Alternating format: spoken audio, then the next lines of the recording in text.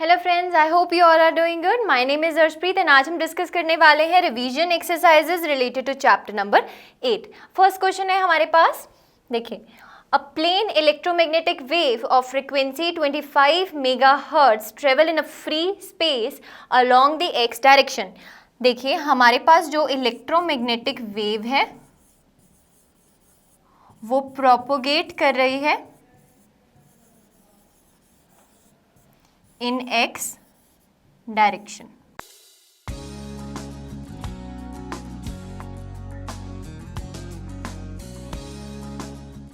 Right?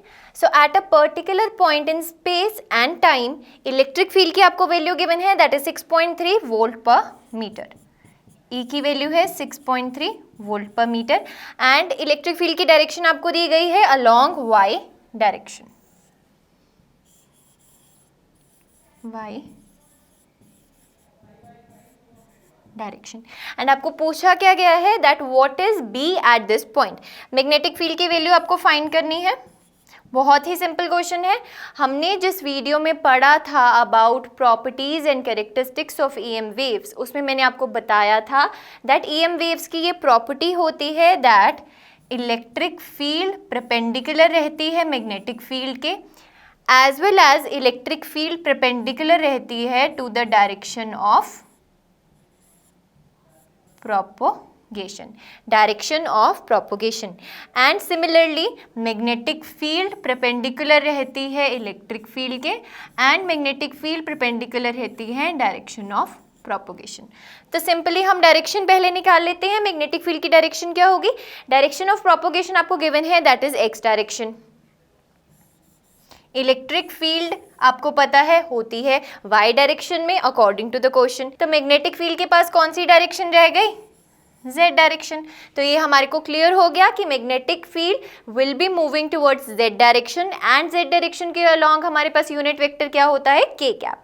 अब हमें find करना है मैग्नीट्यूड. मैग्नीट्यूड के लिए हमने एक फॉर्मूला पढ़ा था in that properties of EM waves. उसमें हमने पढ़ा था that E naught is equals to C B naught. Right, ये हमने फॉर्मूला पढ़ा था उसमें एंड मैंने आपको बताया था दैट इलेक्ट्रिक फील्ड का जो मैग्नीट्यूड है वो बहुत ज़्यादा है मैग्नेटिक फील्ड के कंपैरिजन में, बिकॉज इसके साथ क्या मल्टीप्लाई हो रहा है? c which is equals to 3 × 10⁸.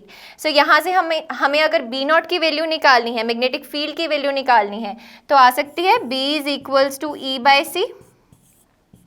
e की वैल्यू है 6.3, c की वैल्यू होती है 3 × 10⁸. जब आप इसको सॉल्व करेंगे 3 1 जा 2.1, तो यह आ जाएगा 2.1 इंटू 10⁻⁻8 एंड मैग्नेटिक फील्ड के यूनिट्स रहते हैं टेस्ला. एंड अगर ये हमारे पास z डायरेक्शन में है तो unit vector link to the z direction is k cap. तो यहाँ पे आप साथ में लिखेंगे k कैप. राइट, तो आपके पास फाइनल आंसर क्या आ जाएगा? That b is equals to 2.1 into 10⁻⁻8 k cap tesla. Because हमारी जो ईएम वेव होती है वो प्रोपोगेट करती है perpendicularly to the plane in which E and B oscillates. E and B यहाँ पर किस प्लेन में ऑसिलेट कर रहे हैं? एक्स जेड प्लेन में. एक्स यहाँ पे हमारे पास क्या है? Direction of electric field and Z यहाँ पे क्या है? Direction of magnetic field. And sorry, यहाँ पर इलेक्ट्रिक फील्ड की डायरेक्शन क्या थी? y. तो ऑसिलेशंस हो रही हैं हमारे पास yz प्लेन में एंड yz प्लेन के परपेंडिकुलर जो डायरेक्शन है उसमें ईएम वेव प्रोपोगेट कर रही है विच इज x. राइट, इसके परपेंडिकुलर x में हमारे पास ईएम वेव प्रोपोगेट कर रही है एंड मैग्नेटिक फील्ड की वैल्यू क्या आ गई? b is equal to 2.1 into 10⁻⁻8 k cap tesla. Moving on to the next question. देखिए नेक्स्ट क्वेश्चन है हमारे पास. Figure shows a capacitor made up of 2 circular plates each of radius 12 centimetre. अब ये देखिए फिगर, यहाँ पे हमारे पास 2 सर्कुलर प्लेट्स हैं एंड इनका रेडियस कितना दिया गया है हमें? 12 सेंटीमीटर्स. राइट, उसके बाद दिया गया है कि ये दोनों जो प्लेट्स हैं ये सेपरेट हैं with the distance of 5 centimetres. इन दोनों के बीच में d की वैल्यू क्या है? 5 centimeters. So the capacitor is being charged by an external source not shown in the figure. मतलब ये जो कैपेसिटर की प्लेट्स हैं ये कनेक्ट हैं किसी एक्सटर्नल सोर्स के साथ जिसके थ्रू यहाँ पर ये कैपेसिटर प्लेट्स चार्ज हो रही हैं, बट वो फिगर में शो नहीं किया गया, right. So the charging current is constant and is equals to 0.15 amperes. हमें यहाँ पर IC की वैल्यू गिवन है, charging current which is equals to 0.15 amperes. And ये कैसा करंट है? It is a constant current. पूछा क्या गया है आपको फर्स्ट पार्ट में? Calculate the capacitance and the rate of change of potential difference between the plates. अब देखिए ये जो हमारे पास फिगर में बनाया गया है, दो प्लेट्स बनाई गई हैं, मतलब ये पैरेलल प्लेट कैपेसिटर है. अब देखिए हमने पैरेलल प्लेट कैपेसिटर में कैपेसिटेंस का फॉर्मूला पढ़ा था, that was C is equals to epsilon naught A/D, right. Epsilon naught यहाँ पे क्या रहता था? Permittivity of free space, A was the area and D was the distance between these two plates. अब हमें एप्सिलॉन नॉट की value पता है which is equals to 8.85 into 10⁻⁻². This is the standard value. A की value यानी कि area is πr², because ये circular plates हैं तो सिंपली इनका एरिया क्या होगा? πr². पाई की वैल्यू होती है 3.14 इंटू आर का स्क्वायर. अब आर यहाँ पे गिवन है 12 सेंटीमीटर्स. इसको हम ऐसा यूनिट्स में कन्वर्ट करेंगे, सेंटीमीटर्स को जब हम मीटर में कन्वर्ट करेंगे तो हमारे पास आ जाएगा 0.12. आर स्क्वायर था तो 0.12 into 0.12 divided by D, that is the distance between these to parallel plate. अब डी की वैल्यू आपको गिवन है 5 सेंटीमीटर्स, तो इसको भी आपको मीटर्स में कन्वर्ट करना पड़ेगा. इसको कन्वर्ट करके आएगा 0.05 एंड इसको जब आप सॉल्व करेंगे तो आपके पास आंसर आ जाएगा 8.01 picofarad. Picofarad stands for 10⁻⁻12 farad. तो हमारे पास कैपेसिटेंस की ये वैल्यू आ गई, that capacitance is equals to 8.01 picofarad. अब आगे आपसे पूछा गया है change of potential difference between the two plates. अब इसको कैसे फाइंड करेंगे? अब हमने एक और फॉर्मूला पढ़ रखा है, that Q is equals to CV. जिस चैप्टर में मैंने आपको कैपेसिटर के बारे में पढ़ाया था वहाँ पे मैंने ये फॉर्मूला भी डिराइव करवाया था और इस फॉर्मूला के बारे में भी बताया था, that total charge on a capacitor plates is equals to capacitance into the potential difference between these two plates. तो इस इक्वेशन को आप डिफरेंशिएट करिए विद रिस्पेक्ट टू टाइम, तो आपके पास आ जाएगा dQ/dt is equals two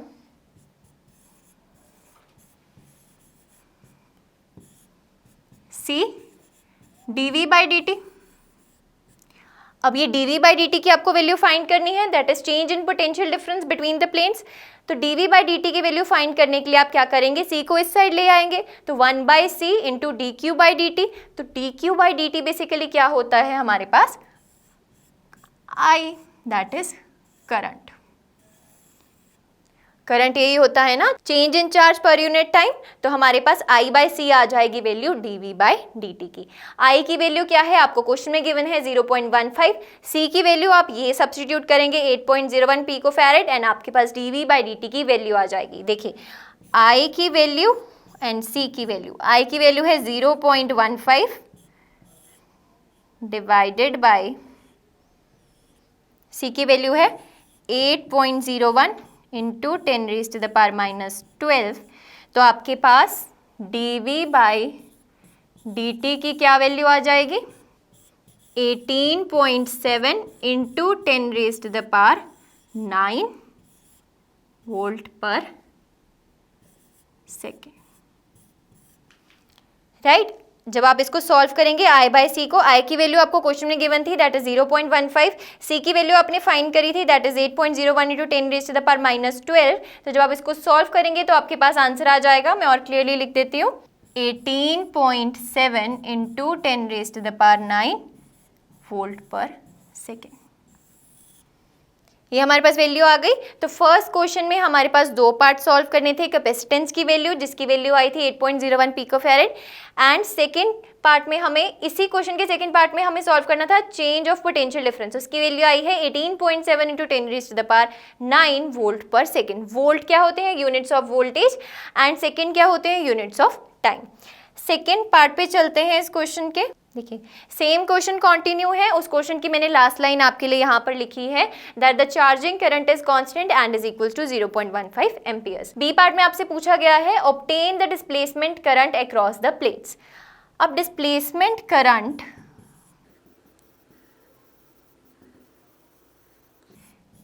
is equals to conduction current. कैसे? देखिए डिस्प्लेसमेंट करंट का हमने ये फॉर्मूला डिराइव किया था चैप्टर 8 पार्ट 1 की वीडियो में, that was epsilon naught D phi E by D T, right. तो अगर हमें इस फ्लक्स की वैल्यू सब्स्टिट्यूट करनी हो तो फ्लक्स की वैल्यू क्या होती है? E into A, epsilon naught D E A by D T. इस ए को बाहर ले आइए, epsilon naught A D by D T. And electric field की value in case of parallel plate capacitor हमने फाइंड कर रखी है, that is equals to Q by epsilon naught A. तो ये एप्सिलॉन नॉट ए से ये एप्सिलॉन नॉट ए cut जाएगा तो आपके पास क्या आ जाएगा? D Q by D T. ये किसकी वैल्यू आ रही थी मेरे पास? आई डी की। And D Q by D T क्या होता है हमारे पास? Conduction current. तो यहां से हमारे पास क्या आ जाएगा? That I D is equals to I C. So अगर हमें डिस्प्लेसमेंट करंट निकालना है तो जो हमें क्वेश्चन में दे रखा है 0.15 amperes conduction current, that will be equal to displacement current. और इस डिस्प्लेसमेंट करंट की वैल्यू क्या आ जाएगी? 0.15 एम्पियर्स। सी पार्ट में आपसे पूछा गया है is Kirchhoff's first rule that is the junction rule valid at each plate of a capacitor? Explain. आपसे पूछा क्या गया है दैट कि इस प्लेट पे that is plate number 1 and इस प्लेट पे that is plate number 2 exactly इस जंक्शन पर क्या किरचॉफ्स का फर्स्ट लॉ वैलिड है? अब देखिए यहाँ से जो करंट जा रहा है दैट इज आई सी, यहाँ से जो करंट इन दोनों के बीच में है दैट इज आई डी। तो यही आई डी यहाँ पे गया एंड यहाँ से ये बन गया आई सी। तो अगर मैं इस जंक्शन की बात करूँ तो मुझे पता है that I C is equals to I D, and इस जंक्शन की बात करूँ तो I D is equals to I C. So हमें फर्स्ट रूल क्या बोलता था? दैट जितना करंट निकल रहा है उस जंक्शन से उतना ही करंट उसमें आ रहा है, तो ये दोनों इक्वल है, मतलब किरचॉफ्स का फर्स्ट लॉ वैलिड है दोनों प्लेट्स पे।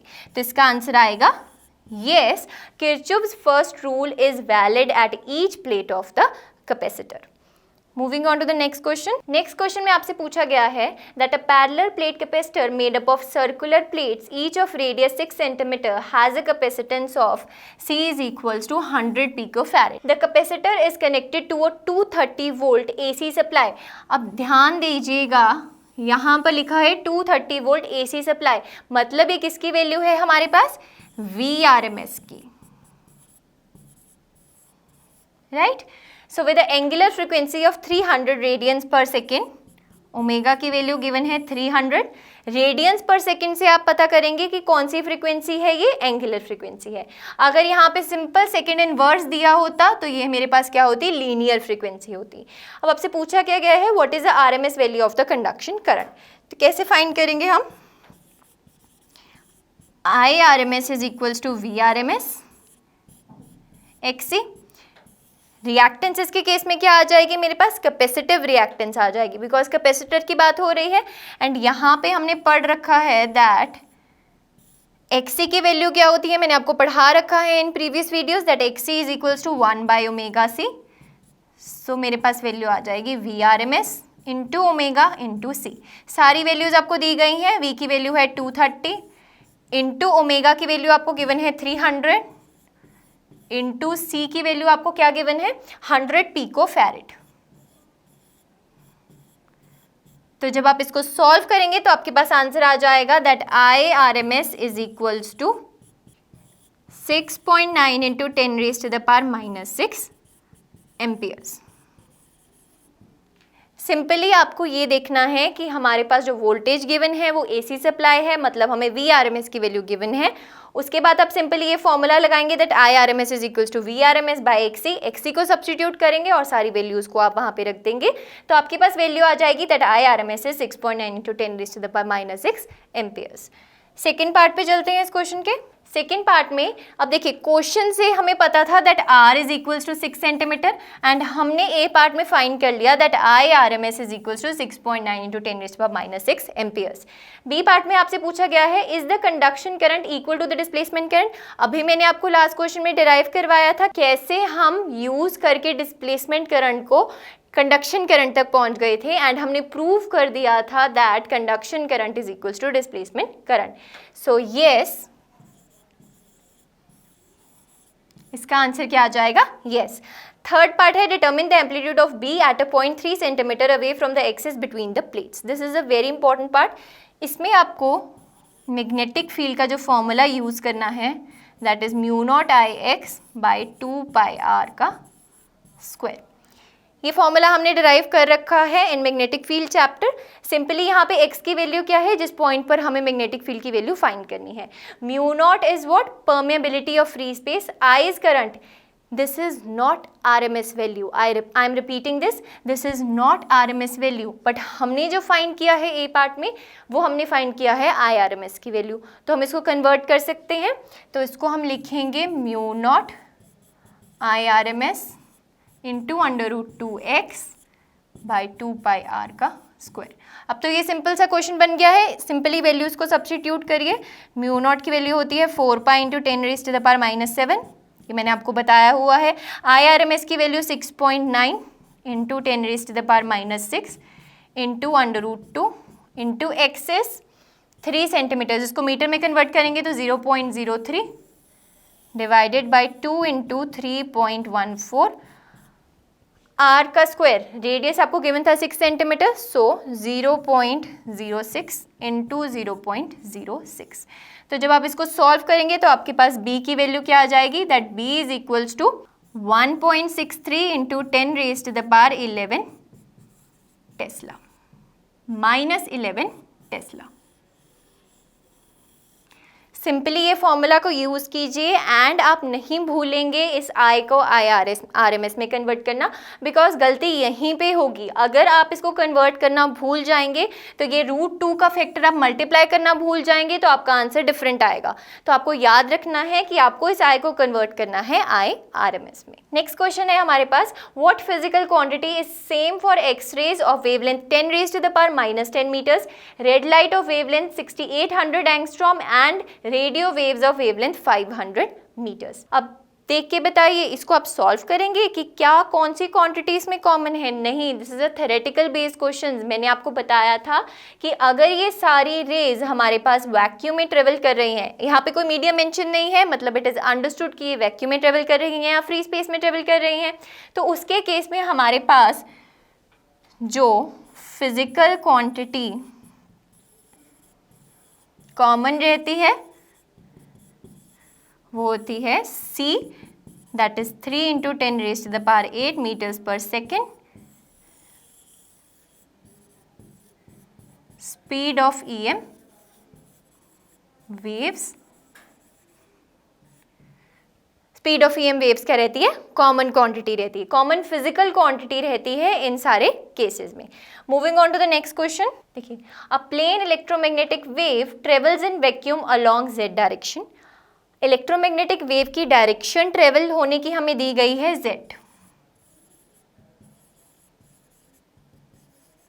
सपोज इसको हम ऐसे ड्रॉ कर लेते हैं, this is x, this is y and this is z।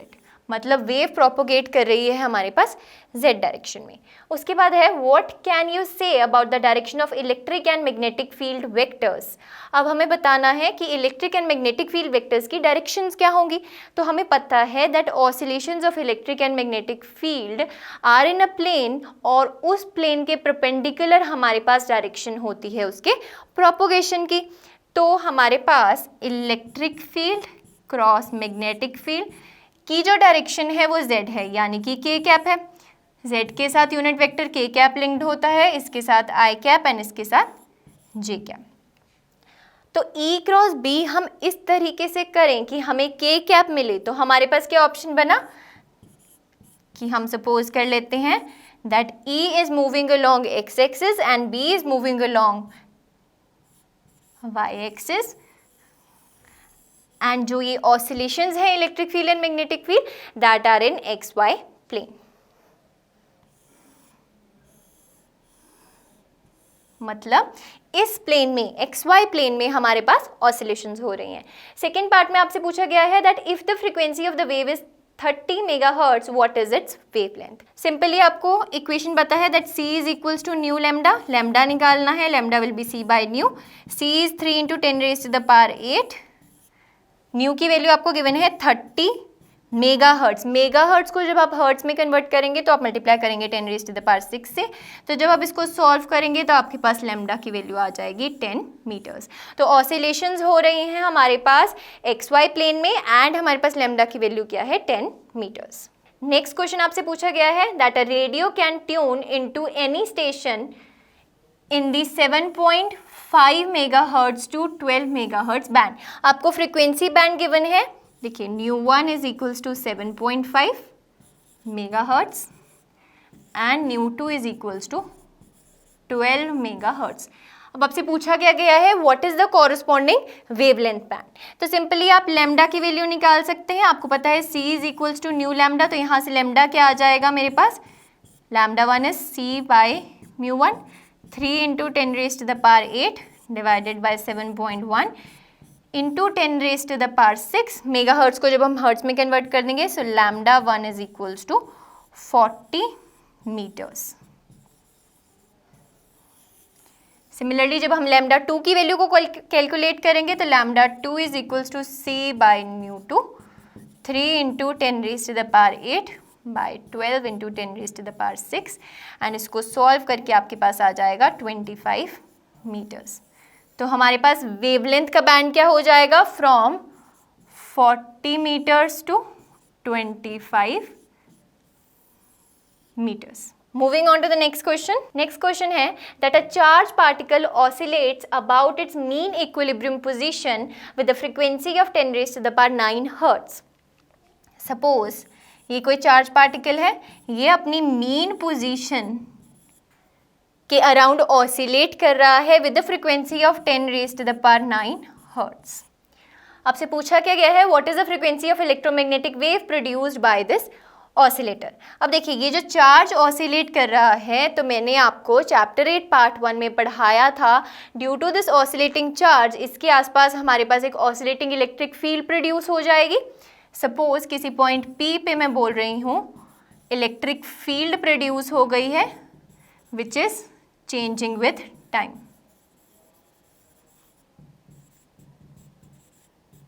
And इस इलेक्ट्रिक फील्ड की वजह से हमारे पास मैग्नेटिक फील्ड प्रोड्यूस हो जाएगी एंड ये electric field and magnetic field oscillate करके हमारे पास क्या बना देंगी, EM वेव।